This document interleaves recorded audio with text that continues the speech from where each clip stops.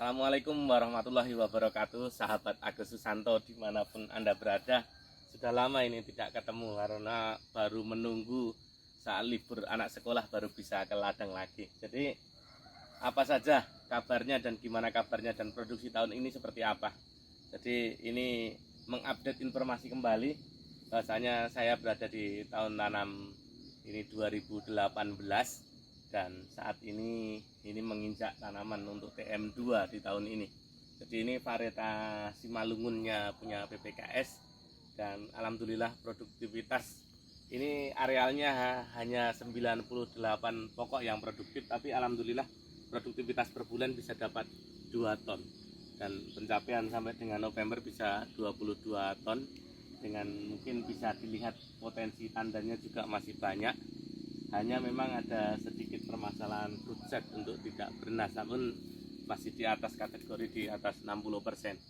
Jadi para sahabat Agus Susanto, hal apa saja yang harus kita lakukan di tahun 2023 untuk meningkatkan produksi yang sekarang ini ya produksinya udah relatif tinggi di TM2 walaupun masih ada yang lebih tinggi. Hal-hal yang harus kita perlukan untuk persiapan tahun depan adalah pertama adalah proses pengadaan pupuk kita.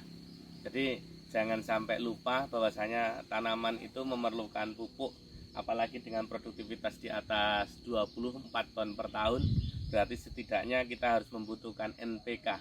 Setidaknya NPK-nya di atas 6 kilo. Dan ini sebagai contoh, jadi kebun ini pupuknya adalah dolomit sama NPK sama boron saja.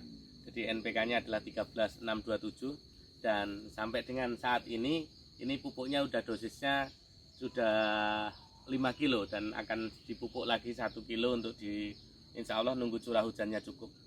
Nah itu NPK-nya, dan kemudian dolomitnya ini dosisnya 2,5 kilo, kemudian bahan organiknya kita berikan 1,5 sampai 3 kilo. Nah kemudian boronnya kami berikan 100 gram.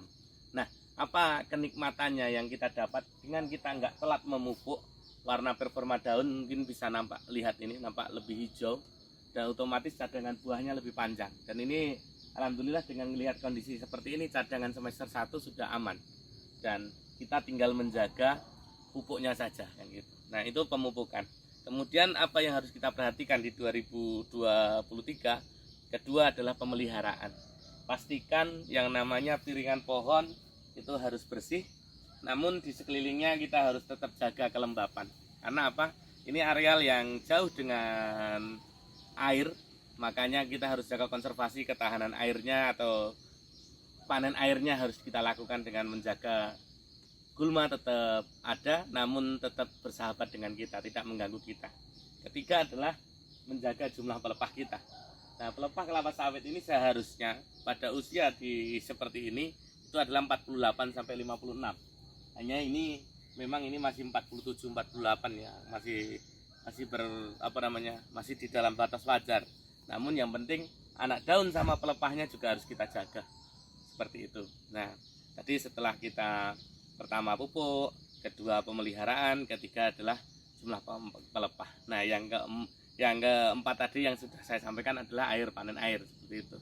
Nah, keempat hal ini yang harus kita jaga untuk mencapai produktivitas tinggi di tahun 2023. Untuk mendapatkan dosis berdasarkan umur bisa diupdate juga di linknya Pusat Penelitian Kelapa Sawit di kalender 2023 juga ada. Jadi sahabat Agus Susanto, jangan lupa mumpung libur berkebun untuk melihat apa kekurangan kebun kita. Pertama apa? Bahwasanya mengetahui kekurangan kebun kita itu terletak pada telapak kaki yang punya kebun. Jadi selain berlibur di akhir pekan karena libur anak sekolah, jangan lupa berkebun untuk identifikasi permasalahan yang ada di kebun, selanjutnya kita perbaiki. Sahabat Agus Susanto, ayo sama-sama kita perbaiki, kita koreksi untuk mendapatkan produktivitas tinggi di tahun 2023. Apabila ada bahan diskusi silahkan nanti kontak di nomor handphone di bawah ini. Terima kasih. Assalamualaikum warahmatullahi wabarakatuh. Selamat berlibur dan semoga bahagia selalu.